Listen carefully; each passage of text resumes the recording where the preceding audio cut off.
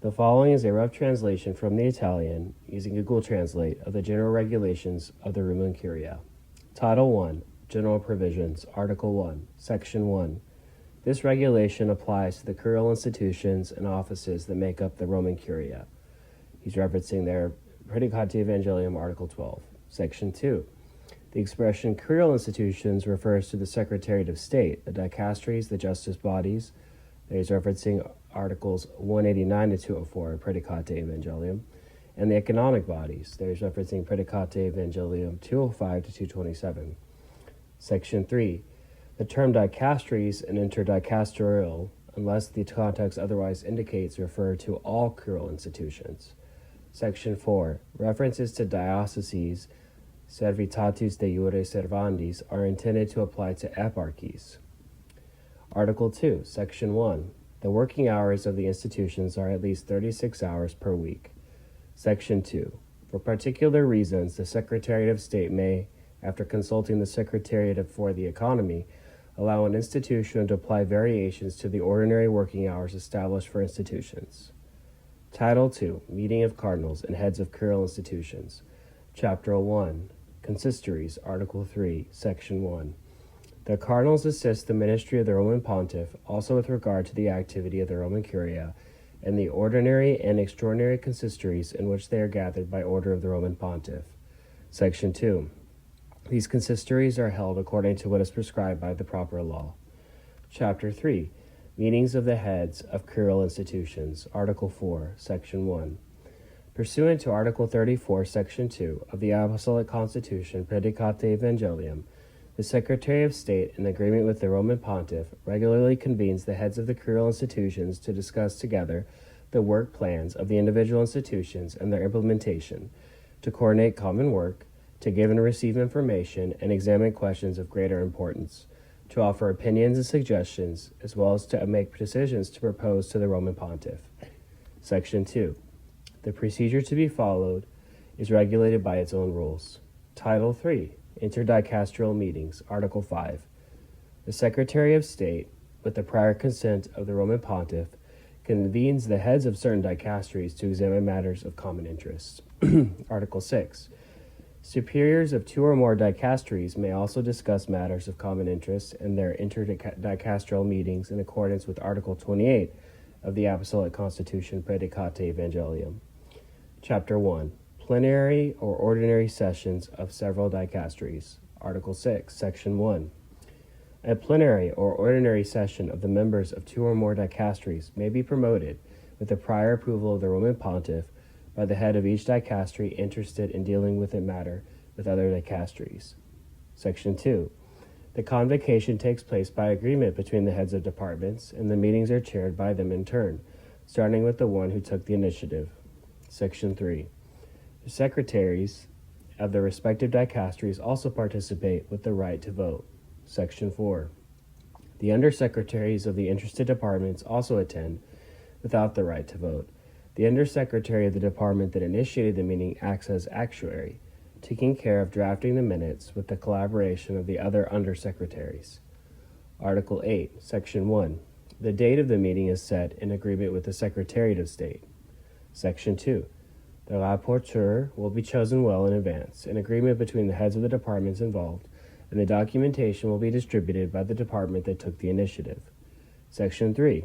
In the discussion led by the President, after the rapporteur, the other members will speak according to the agreed order. Article 9, Section 1.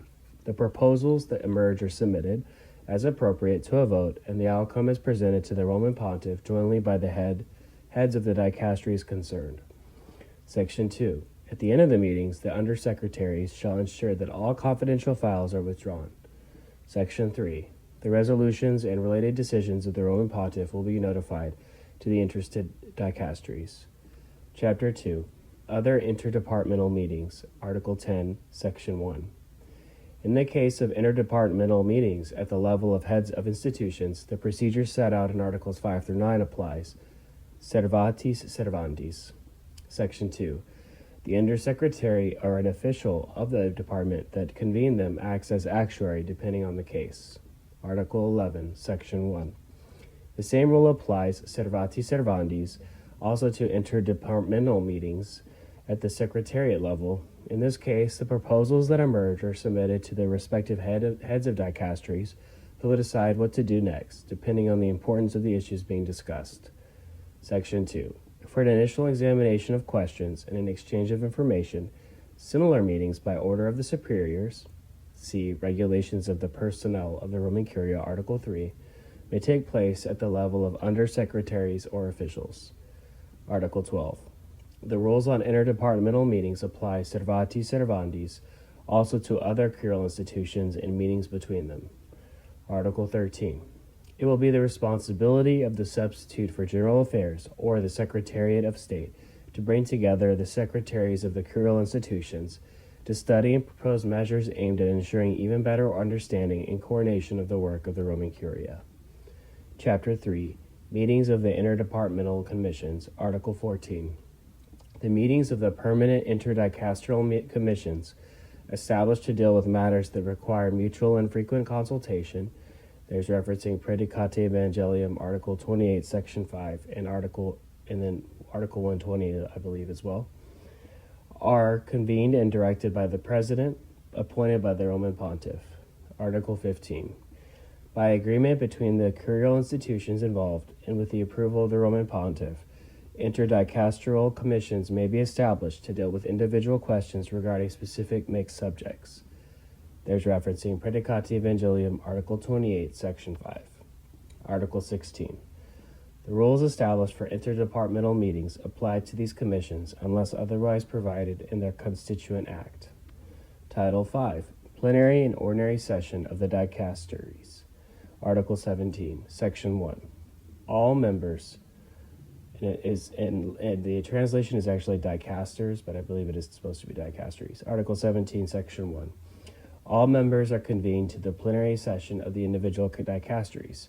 It's held every 2 years unless the Ordo Servandus of that dicastery establishes a longer time. Section 2. Members resident in Rome are convened for ordinary sessions, and other members may also participate. Article 18, Section 1. In the plenary session, after the Roman Pontiff has approved in compliance, has been informed in compliance with Article 31, Section 2 of the Apostolic Constitution Predicate Evangelium, questions of greater importance which have the nature of general principles or others which the head of the dicastery deems necessary are discussed. Section 2. Each dicastery determines the topics to be submitted to ordinary sessions. Article 19. The documentation relating to the topics to be submitted to the plenary and ordinary sessions duly prepared will be sent in good time to the summoned members. Article 20. Section 1. In the plenary and ordinary session, presided over by the head of the dicastery, the rapporteur has the first word. After him, the other members will speak in the agreed order. Section 2. The proposals that emerge are submitted, as appropriate, to a vote, and then presented to the Roman Pontiff for a decision. Article 21. The discussions at the meetings must be recorded in the minutes by the Undersecretary, who will ensure that all confidential files are collected at the end of the meetings. Article 22. The resolutions and related decisions of the Roman Pontiff will ordinarily be notified to the members of the dicastery. Title 5. The Congress. Article 23, Section 1. The head of the department, the secretary, the undersecretary, the office heads, and, at the discretion of the head of department, other officials take part in the Congress unless otherwise provided for the individual departments. Section 2. The head of departments, or, in his absence, the secretary, presides over the Congress. Section 3. For the Congress to legitimately meet, the presence of at least two of the superiors, head of department, secretary, undersecretary, the office manager, and the officials responsible for the matter is required and sufficient. In the event of the office manager's absence or impediment, the most senior official of the respective section will participate, unless otherwise provided by the individual departments. Article 24. It's up to the Congress, unless otherwise provided for individual departments, A. Examine each certain questions proposing an immediate decision or suggesting that they be submitted to an ordinary or plenary session or to an interdicasteral meeting, or that they may be presented directly to the Roman Pontiff. B. Propose that practices requiring specific study be entrusted to the consultors or other experts, also in view of possible meetings of the consulta. C. Examine requests for faculties, pardons, and indults according to the powers of the dicastery. Article 25. Upon proposal of the Congress, any legal doubts that may arise regarding the interpretation of the universal laws of the Church will be transmitted to the dicastery for legislative text. Furthermore, questions that by their nature must be handled judiciously will be referred to the competent tribunal without prejudice to the provisions of Article 76 of the Apostolic Constitution Predicate Evangelium. Title 6, the Consultation, Article 26, Section 1. The consultants of the dicastery, or some of them, participate in the consultation and are responsible for collegially examining the proposed questions and expressing their reasoned opinion. Section 2. The consultants are convened by the Secretary, who chairs and directs the meeting. Article 27. The dicastery also has the right to consult other particularly expert persons. Title 7. Competence and tasks of curial institutions. Article 28. Each curial institution, within the scope of its own competence as determined by the Apostolic Constitution Predicate Evangelium, a. deals with matters which, by their nature or by provision of canon law, are reserved to the Holy See, as well as those entrusted to it by the Roman Pontiff. B. Examines problems which go beyond the sphere of competence of individual bishops and episcopal bodies, taking into account the specific context of the particular churches and the faculties pertaining to them within the structure of the Church. C. Studies the most serious problems of the moment, in agreement with the particular churches and the competent episcopal bodies, for an effective promotion and more suitable coordination of the Church's pastoral action. D. Promotes, fosters, and encourages initiatives aimed at the good of the universal Church. E. Examines and, if necessary, judges questions which the faithful, exercising their right, refer directly to the Holy See. In these cases, the ordinary concerned and the papal representative will normally be consulted with due confidentiality. Article 29. Matters must be handled according to the law, both universal and special, of the Roman Curia, and according to the norms of each curial institution. Article 30, Section 1.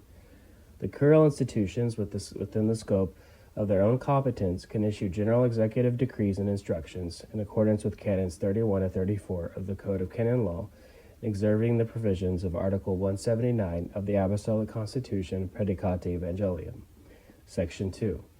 Curial institutions cannot issue general laws and decrees, as per Canon 29 of the Code of Canon Law, nor derogate from the provisions of the law established by the Roman Pontiff without his specific approval. However, they may grant dispensations in individual cases in accordance with the law. Article 31, Section 1. A curial institution that deems it appropriate to request specific approval from the Roman Pontiff for one of its administrative acts must make the request in writing, stating the reasons and presenting the final draft text. If the act contains exceptions to current universal law, these must be specified and explained. Section 2. A similar request must be made whenever a curial institution deems it appropriate to request a special mandate from the Roman Pontiff to follow a procedure other than that established by law. Even in this case, however, the conclusions cannot be considered specifically approved unless they're subsequently submitted to the Roman Pontiff and approved by him in that form. Section 3. Each of the aforementioned cases, the relevant file must be left with the Roman Pontiff, so that he can examine it personally and subsequently communicate his decision in the manner deemed appropriate. Section 4. In order for approval in specific form to be established, it must be explicitly stated that the Roman Pontiff, quote, approved in specific form, end quotes. Article 32, Section 1. A curial institution that deems it necessary to request special faculties from the Roman Pontiff must make a written request through the Secretariat of State, attaching a definitive draft text with a precise indication of the faculties requested, the motivation for the request, and specifying any exceptions to universal or particular canonical norms that would be modified or in some way disregarded. Section 2. A Secretariat of State will seek the opinion of the competent curial institutions in the matters and those of it deems to be interested, as well as those of the dicastery for legislative texts with regard to the correct juridical formulation and, if doctrinal questions are involved, of the dicastery for the doctrine of the faith. Section 3.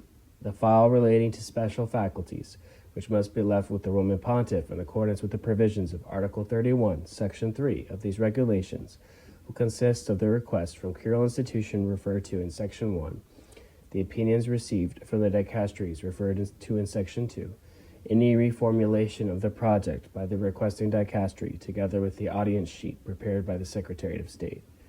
Section 4. The Secretary of State will communicate to the dicasteries of the Roman Curia the text of any faculties granted by the Roman Pontiff, and, together with the requesting dicastery, will evaluate whether and how to proceed with its publication. Article 33, Section 1. Curial institutions, before beginning to deal with extraordinary questions, must always inform the Roman Pontiff. Section 2. Decisions of greater importance must be submitted to the Roman Pontiff for eventual approval, with the exception of those for which special faculties have been previously granted to the heads of curial institutions. Regarding the latter, the prefect or equivalent is required to periodically verify and evaluate with the Roman Pontiff their effectiveness, practicability, attribution within the Roman Curia, and appropriateness for the Universal Church in accordance with Article 31, Section 3 of the Apostolic Constitution, Predicate Evangelium. Section 3. In issuing sentences and decrees, the Apostolic Tribunals follow universal law and their own norms. Article 34, Section 1. Matters requiring judicial treatment must be submitted to the competent courts. Section 2. Crimes reserved to it by current legislation, as well as questions concerning the privilegium fidei, in accordance with Articles 74 and 76 of the Apostolic Constitution, Predicate Evangelium, must always and exclusively be submitted to the judgment of the dicastery for the doctrine of the faith. Section 3. In the examination of hierarchical appeals, the provisions of Article 29 and Articles 40 to 44 will be observed. Article 35. Conflicts of jurisdiction between two or more curial institutions are referred to the Apostolic Signatura. Title 8. The Coordination of Curial Institutions. Article 36, Section 1. Coordination between the various curial institutions takes place at the level of the consistory, at the meeting of the heads of the curial institutions, and at interdepartmental meetings. Section 2. It's the responsibility of the Secretary of State, by order of the Roman Pontiff, to coordinate the activity of the dicasteries, bodies, and offices of the Roman Curia, institutions connected with the Holy See, and to ensure their unity of direction. The Secretary of State ensures that the individual dicasteries, bodies, offices, and institutions connected with the Holy See are notified of all that is necessary and useful for this coordination, and undertakes appropriate technical and organizational initiatives that concern the entire Roman Curia. Section 3. Documents and decisions of a general nature prepared by one or more curial institutions must be communicated to the other curial institutions interested in the matter for possible amendments and for their joint implementation. Title 9. Preparation and publication of documents. Article 37, Section 1. Individual curial institutions within their own sphere of competence address matters of universal interest in specific documents. Joint documents may be drawn up for matters within the competence of multiple curial institutions. Section 2. The curial institution itself determines the nature of the document and chooses the appropriate form. Section 3. The draft document is prepared by the competent office or section of the curial institution in collaboration with the consultors or other experts in the field. Section 4. After an initial examination of the draft document, the head of the curial institution, having heard the opinion of the Congress where it exists, will indicate to which other curial institutions it should be sent for possible observations, and will also evaluate the opportunity to hear the opinion of episcopal bodies or of some competent bishops of the geographical areas most affected by the problem. Section 5. Documents of curial institutions intended for publication, insofar as they concern doctrine on faith and morals, must be submitted to the prior judgment of the dicastery for the doctrine of the faith, and, if they have the nature of general executive decrees, instructions, or of a normative nature, must be sent to the dicastery for legislative texts, for an examination of their legislative congruence with current law and their correct juridical form. There it's referencing Predicate Evangelium, Articles 75 and 179. Section 6. In cases where the text of the document is prepared by a dicastery, it will be submitted to the examination of its members and, after its approval, presented to the Roman Pontiff. Section 7. The document signed by the head of the curial institution and countersigned by the secretary before being made public will be brought to the attention of the bishops through the pontifical representatives without prejudice to the provisions of Canon 81 of the Code of Canons of the Eastern Churches. Section 8. The content, meaning, and rationale of the document will normally be explained to the public in collaboration with the Department for Communication. Article 38. The procedure referred to in the previous article also applies where necessary to the preparation of other documents. Title 10. Preparation of singular administrative acts. Article 39. The curial institutions authorized to do so must determine in their own ordo servandos the procedure to be followed in granting rescripts, pardons, dispensations, authorizations, licenses, and other administrative acts adhering to the provisions of canon law on the matter of and seeking, if necessary, the opinion of the ordinaries concerned, and if appropriate, also that of the pontifical representative. Title 11. Procedure for the examination of appeals. Article 40, Section 1. When the subject of the plenary or ordinary session of the dicasteries has been the resolution of a dispute, the decision must be notified to the interested parties as soon as possible. Section 2. The party who feels burdened may request the revocation or modification of the provision within 10 working days. Section 3. Only the plenary or ordinary session can grant the revocation or modification of the provision. Section 4. There's never any recourse against acts approved by the Roman Pontiff in specific form. There's referencing Canons 1405 Section 2 and 333 Section 3 of the Code of Canon Law, and Canons 1060 Section 3 and 45 Section 3 of the Code of Canons of the Eastern Churches. Article 41, Section 1. If the party who feels burdened intends to challenge the provisions or decisions of the curial institutions, he or she must submit to the same institution that issued the provision within 10 working days of notification a request for the revocation or modification of the provision itself. Section 2. In any case within the peremptory term of 60 working days from the notification of the act and in accordance with the law, an appeal must be submitted to the Apostolic Signatura. Article 42, Section 1. Hierarchical appeals to the Holy See against administrative decrees of ecclesiastical authorities are examined both as to their legitimacy and merit by the competent curial institution according to the law. There's referencing Canons 1732 to 1739, Code of Canon Law, and Canons 995 to 1005, Codes of the Canons of the Eastern Churches, and Predicati Evangelium, Article 32, Section 1. Section 2. The examination of appeals must be concluded within the time limits prescribed by Canon 57 of the Code of Canon Law and by Canon 1518 of the Code of Canons of the Eastern Churches. If the appeal requires a more thorough examination, the appellant must be informed of the extension and the reasons for it. Section 3.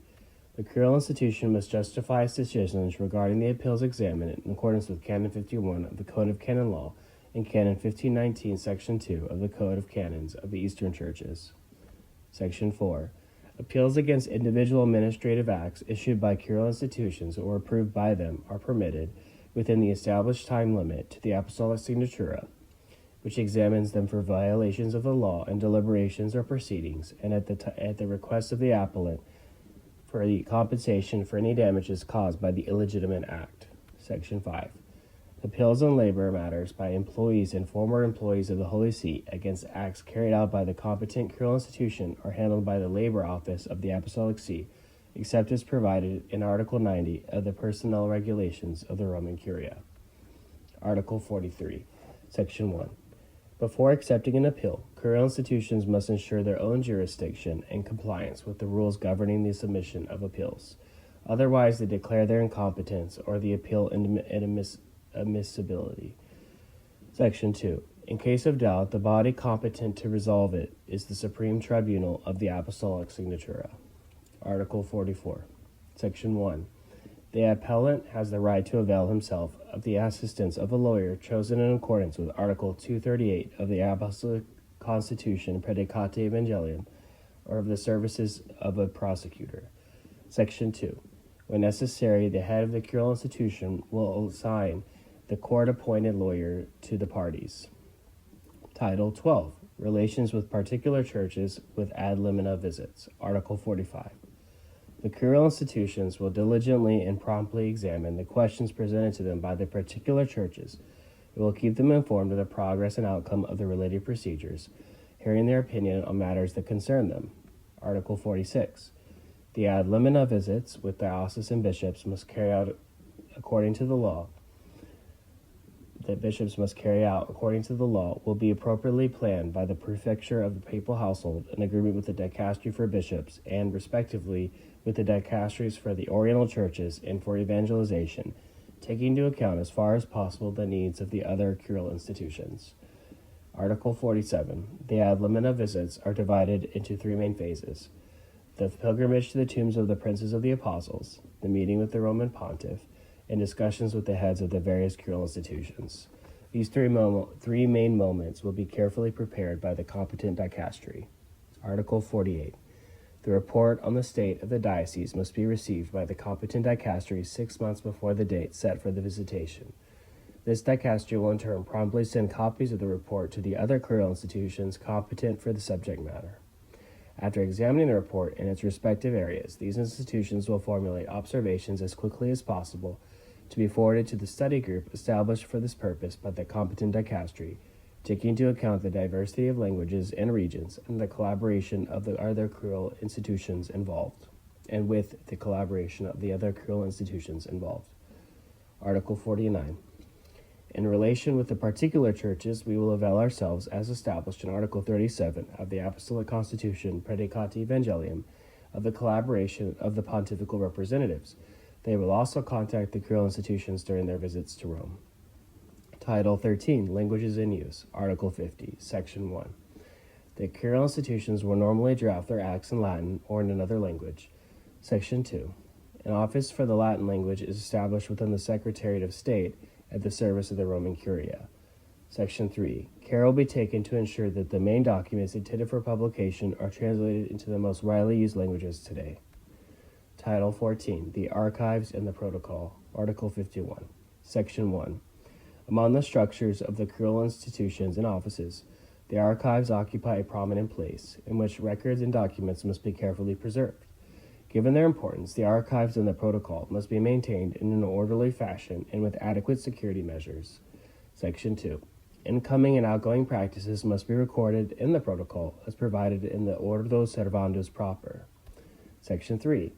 The care of the archives should be entrusted to an official with expertise in archival science and possibly in possession of the relevant diploma. Section 4. Acts and documents no longer necessary for the work of the curial institutions or office will be periodically transmitted to the Vatican Apostolic Archives. Title 15. Information Systems, Article 52. The institutions acquire the IT systems necessary to carry out their work in accordance with procurement regulations subject to technical validation by the Secretariat for the Economy. This regulation, approved ad experimentum for a period of 5 years, is promulgated through publication in l'Osservatore Romano and comes into force on January 1, 2026. After the aforementioned period, if no changes have occurred, it is to be considered definitively confirmed. Together with this regulation, the regulation of the personnel of the Roman Curia, to which this regulation refers, is approved for the same period and with the same effective date, and promulgated in the same manner. Given in Rome, at St. Peter's, on November 23, 2025, the Solemnity of our Lord Jesus Christ, King of the Universe, the first of my Pontificate, Leo pp. 14.